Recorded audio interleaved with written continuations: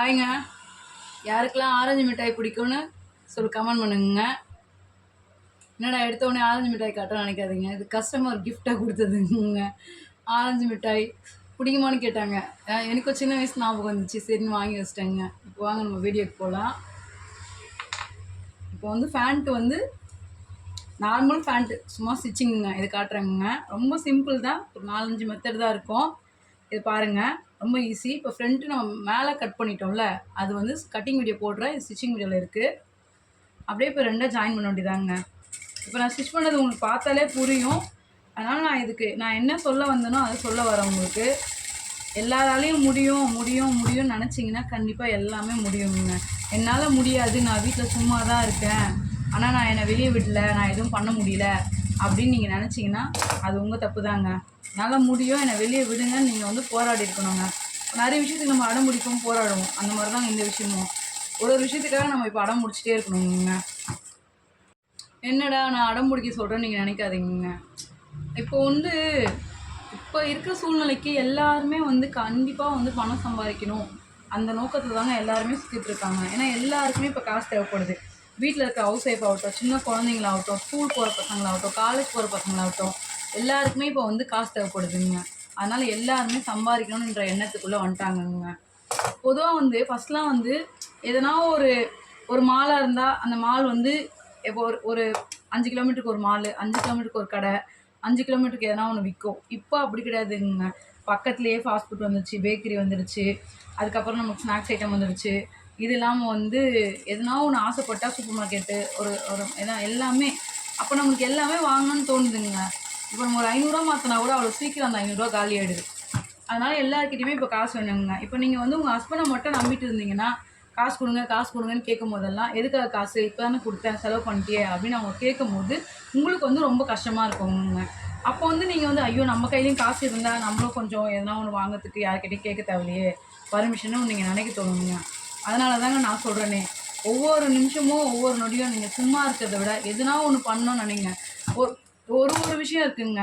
இப்போ டைலரிங் கற்றுக்கலாம், ஆரி ஒர்க் கற்றுக்கலாம், ஒரு கூடை பின்ன கற்றுக்கலாம், ஏதோ ஒன்று ஒரு பூக்கட்டை கற்றுக்கலாம், ஏதோ ஒன்று ஒரு மாவு பிஸ்னஸ் பண்ணலாம்.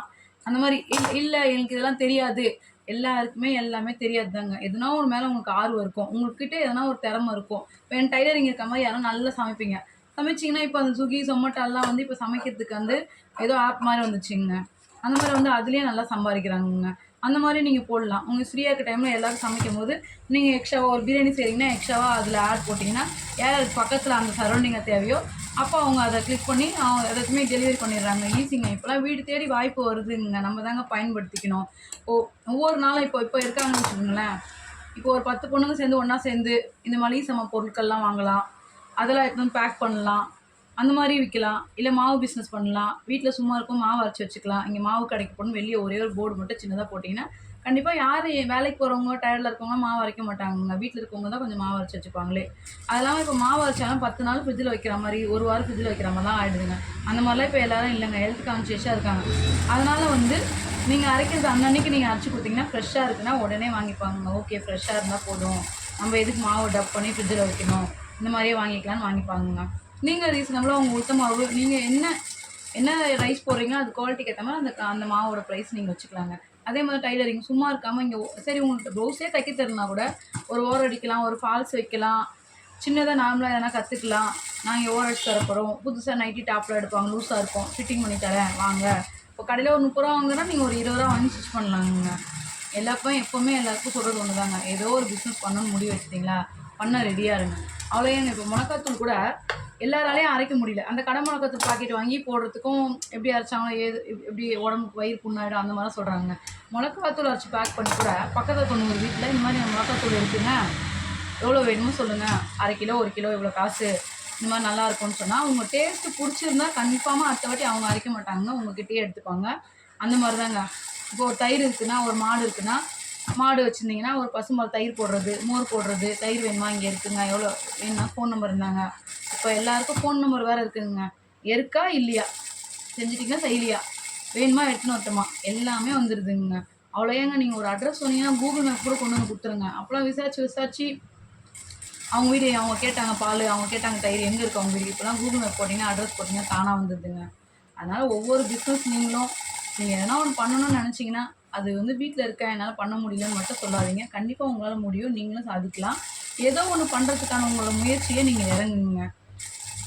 அப்புறம் பசங்க இருக்குன்னா படிச்சிருக்கீங்கன்னா டியூஷன் எடுங்க. வீட்டில் டியூஷன் எடுக்கலாம். எவ்வளோ வீட்டில் இருந்துனே என்ன பண்ண முடியுமோ அதை பண்ணுங்கள். டைலரிங் பண்ணலாம், வீட்டில் இருந்துன்னே மாவு பிஸ்னஸ் பண்ணலாம், இந்த மிளகாத்தூள் பிஸ்னஸ் பண்ணலாம். இந்த சின்ன சின்ன சீரகம், சோம்பு, கடுகு இதெல்லாம் 1 கிலோ 2 கிலோ வாங்கி வச்சுன்னு அந்த பாக்கெட் பண்ணி விற்கலாம். அந்த மாதிரி எவ்வளோ வேணால் பண்ணலாங்க. இப்போ நம்ம வந்து அந்த ஃப்ரண்ட் ரெடி பண்ணி வச்சுட்டோங்க. இப்போ நம்ம மேலே பாட்டம் ரெடி பண்ணிட்டோம். இப்போ நம்ம கீழே வந்து பாட்டம் ரெடி பண்ணலாம். இப்போ வந்து இதை வந்து இப்போ நம்ம 4 கட் பண்ணியிருக்கோம்ல, இதை வந்து இந்த பக்கம் எடுத்து திருப்பி 2 ஜாயின் பண்ணணும். அவ்வளோதான். நல்ல பக்கம் பார்த்து பிரிச்சுட்டு இப்போ நம்ம இதை ஜாயின் பண்ணணும். அவ்வளோதான்.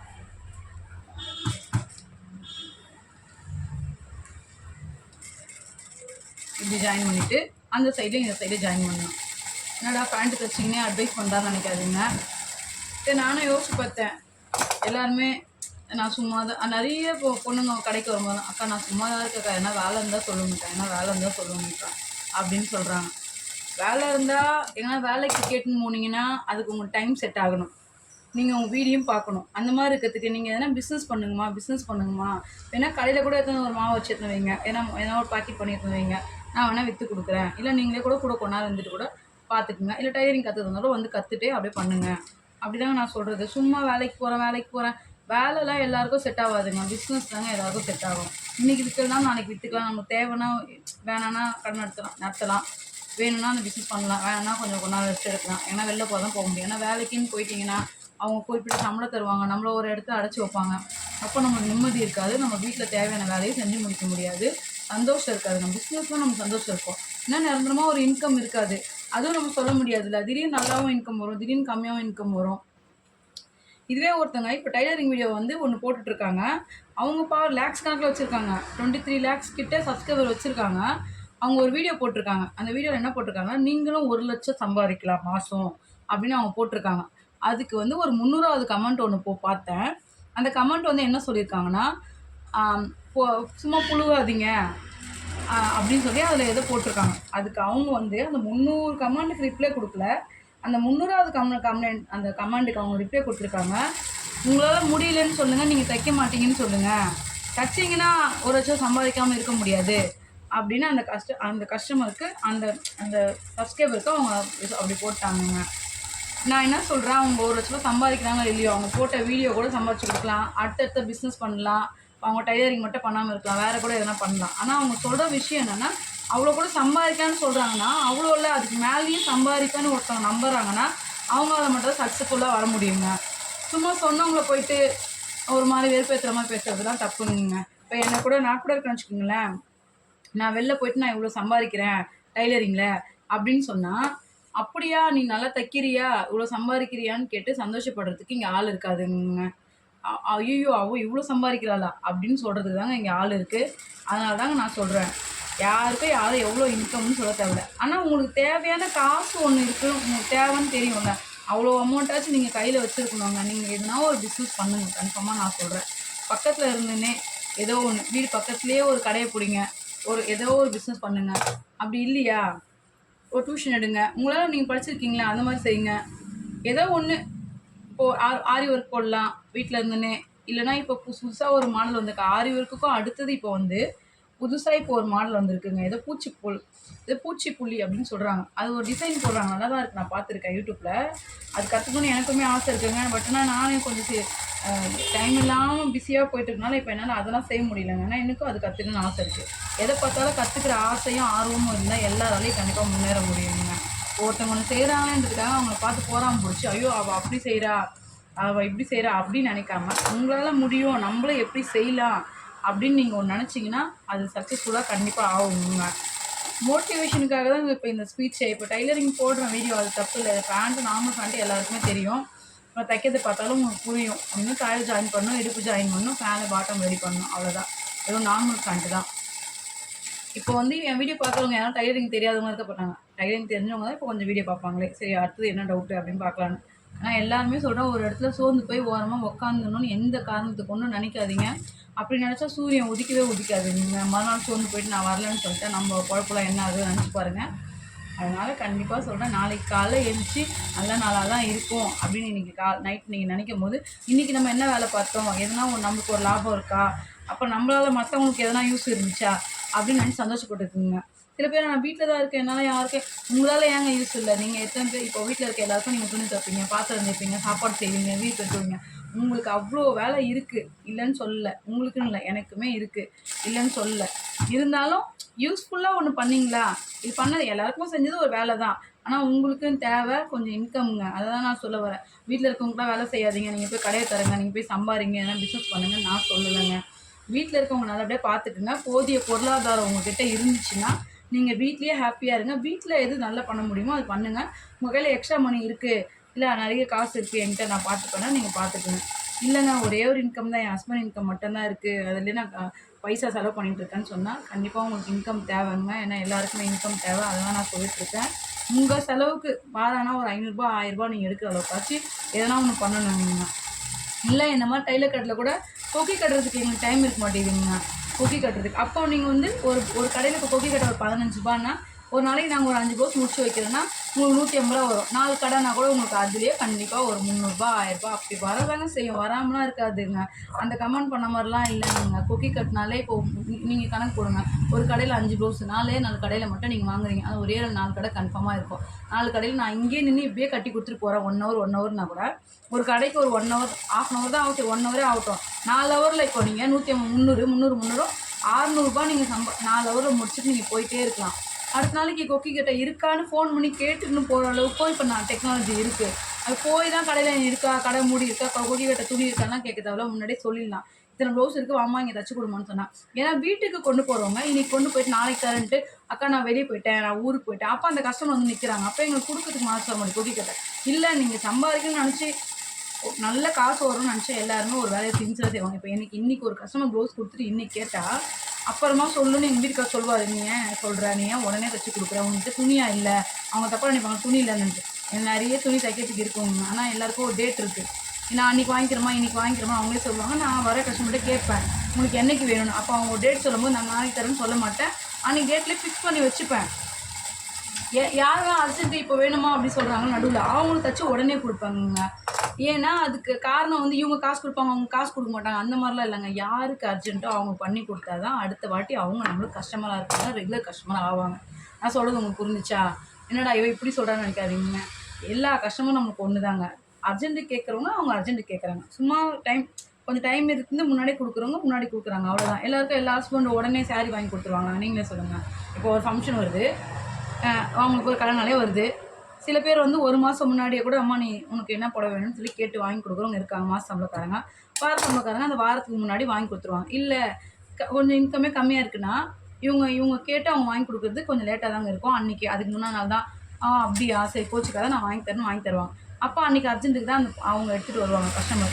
அப்போ நம்மளும் அட்ஜஸ்ட் பண்ணி தச்சு தான் ஆகணும். ஏன்னா அவ்வளோ கஷ்டப்பட்டு அந்த புடவை அவங்களுக்கு எடுத்து கொடுத்துருக்காங்க. அப்போ அவங்க சொல்லுவாங்க, அக்கா எனக்கு இன்றைக்கி தான்க்கா எடுத்து கொடுத்தாரு, ப்ளீஸ்க்கா நாளைக்கு கல்யாணம் நாளுக்கான உடனே வேலையை விட்டு கண்டிப்பாக நான் செஞ்சு கொடுப்பாங்க. ஒருத்தர் நாளைக்கு கூட கேட்டிருப்பாங்க, ஆனால் அவங்க நாளைக்கு யூஸ் இருக்காது, சும்மா தான் சொல்லியிருப்பாங்க. அவங்ககிட்ட கொஞ்சம் ஃபோன் பண்ணி எனக்கு கொஞ்சம் அர்ஜென்ட் ப்ளவுஸ் வந்துருக்காங்க பாவங்க, கொஞ்சம் அட்ஜஸ்ட் பண்ணிக்கோங்க, நான் உங்களுக்கு நாளைக்கு தரேன் நாளைக்கு தரேன் அப்படின்னு சொல்லி முடிச்சிடணுங்க. எல்லாமே நம்மக்கிட்ட தாங்க இருக்குது. ஒருத்தனை வந்து நம்ம செய்யணும்னு ஒரு வேலையை முடிவு எடுத்தா எது வேணால் செய்ய முடியும், கண்டிப்பாக சொல்கிறேன். அவ்வளோ எங்க இப்போ வந்து ஒரு பெரியவர் இருக்கார் இப்போ எங்கள் வீட்டாண்ட, அவர் வந்து இப்போ பசங்கள்லாம் கொஞ்சம் அவ்வளோ கவனிக்காமல் விட்டாங்க. ஆனால் அவர் அயன் பாக்ஸ் கடை வச்சுருந்தார், இப்போ அந்த கடையும் பசங்க வச்சுருக்காங்க. அவர் சின்னதாக ஒரு வண்டி மாதிரி எடுத்துட்டாருங்க. எடுத்துகிட்டு இப்போ எங்கள் ஃப்ளாட்டில் இருக்க எல்லாருக்குமே வந்து அயன் பண்ணணுமான்னு காலைல கேட்டு எல்லாருமே வீடியோட கொடுக்குறாங்க. 4 சட்டை வாரமே இப்போ ஒரு 10 சட்டை அப்படி கொடுத்துட்றாங்க. எல்லாமே என்னென்ன ட்ரெஸ் அயன் பண்ணுமோ அவர் அதெல்லாம் எடுத்துமே அழகாக அயன் பண்ணிட்டு அவருக்கு தேவையான இன்கம் அவர் இன்கம் பண்ணிக்கிறாருங்க. அவர் செலவுக்கு இப்போ அவர் காசு வச்சுக்கிறாருங்க. இப்போ பசங்களே சார்ந்து கூட அந்த பெரியவங்க கூட வாழணும்னு நினைக்கிறது இல்லைங்க. எல்லாருக்குமே இன்கம் தேவை, அதனால் எல்லாருமே சம்பாதிக்கணும். நீங்கள் முடிஞ்சால் கண்டிப்பாக யாருக்கும் தொந்தரவு இல்லாமல், யாரை பார்த்தா நம்ம போராமல் பிடிக்காமல் நம்மளுக்கு என்ன வருமோ அது என்னவோ அதை பார்த்துட்டு நீங்கள் கரெக்டாக பண்ணுங்க. கடவுள் நம்ம கூட துணையாக இருப்பாருங்க. இப்போ நான் இன்னைக்கு காலையில் 9 மணிக்கும் நைட் 9 மணிக்கும் நான் உழைக்கிறேன்னா கடவுள் எனக்கு எது பலன்னு கொடுக்காம எப்படிங்க இருப்பார்? அப்படியே சும்மாவே விட்டுருவாங்களா? இப்போ யாருமே இருக்காங்க, இத்தனை மணி நேரம் வேலை பார்க்குறாங்க, உங்களுக்கு ஒரு சம்பளம் கிடைக்குது, அது பார்த்துட்டு சம்பளம் தர மாட்டேன், சும்மா உன்னை விட்டுருவேன், நீ வச்சுட்டு போ அப்படின்னு சொல்ல முடியுமா? இல்லை. அந்த மாதிரி தாங்க. நீங்கள் உழைக்காமல் எதுவுமே கிடைக்காது. நீங்கள் உழைச்சிங்கன்னா எல்லாமே உங்களுக்கு கிடைக்குங்க. என்னடா இவ சும்மா உழைங்க சொல்லியிருக்காங்க அப்படின்னு நீங்கள் நினைக்காதீங்க. காசு வேண்டுறவங்க உழைக்க ஏதோ ஒரு வேலையை பார்க்க ஆரம்பிச்சிருங்க. இல்லை எனக்கு காசுலாம் வேணாம், நான் நல்லா தான் இருக்கேன்னா, சும்மா டைலரிங் கற்றுக்கிறேன்னா சும்மா டைலரிங்க்கு என் வீடியோ பாருங்கள். நான் வேணான்னு சொல்ல. நான் எல்லா ப்ளவுஸ் கட்டிங்கும் போடுறேன், டிசைன் ப்ளவுஸ் கட்டிங்கும் போடுறேன், ஆரி ஒர்க்கும் போடுறேன். இப்போ புதுசாக அந்த டிசைனும் நான் போய் கற்றுக்க தாங்க போகிறேன். அது கற்றுக்கணும் அதையும் செய்ய போகிறேன். ஏன்னா எங்கள் வீட்டில் ஆல்ரெடி திட்டின்னு இருக்காங்க, ஆமாம் நீ இப்போ ஒன்றும் புதுசாக ஒன்று கற்றுட்டு அடுத்தது நீ என்ன பண்ணலான்னு இருக்க, இருக்கிறதே உன்னால் பண்ண முடியல அப்படின்னு. இருக்கிறதே பண்ணால் போர் அடிக்குங்க. நம்மளுக்குன்னு ஒரு டைம் வேணுங்க. க்ரியேட்டிவிட்டிவாக எதனா ஒன்று பண்ணணும்னு நம்ம நினச்சோம்னா நம்ம வெளியே கிளம்பிடணுங்க. சரிங்களா? இப்போது நீங்களும் உங்கள் பக்கத்தில் என்னென்ன இப்போ புதுசாக ஸ்டார்ட் பண்ணியிருப்பாங்க எல்லாருமே. இப்போ டைலரிங் கிளாஸ் ஸ்டார்ட் பண்ணியிருப்பாங்க, ஆரி ஒர்க் கிளாஸ் ஸ்டார்ட் பண்ணியிருப்பாங்க, ஏதோ ஒன்று ஒரு பியூட்டி பார்லர் ஸ்டார்ட் பண்ணியிருப்பாங்க. த்ரெட்டிங் பண்ணுறதுலாம் இப்போ நல்ல காசு தெரியுமாங்க. ஃபஸ்ட்டாக 30 ரூபா வாங்கிட்டு வந்தாங்க, இப்போ 50 ரூபா வாங்குறாங்க. 10 நிமிஷம் தாங்க. 5 கஸ்டமர் வந்தால் கூட 250 ரூபா அந்த மாதிரி ஆயிடுச்சு. இப்போ பார்லர்லாம் செம்ம வேறு லெவலில் போயிட்டுருக்குங்க. எல்லாருமே எல்லாத்துக்குமே இப்போ மேக்கப் தான். பர்த்டேனா மேக்கப்பு, எல்லாத்துக்குமே மேக்கப் போடுறது ரெடியாக இருக்காங்க.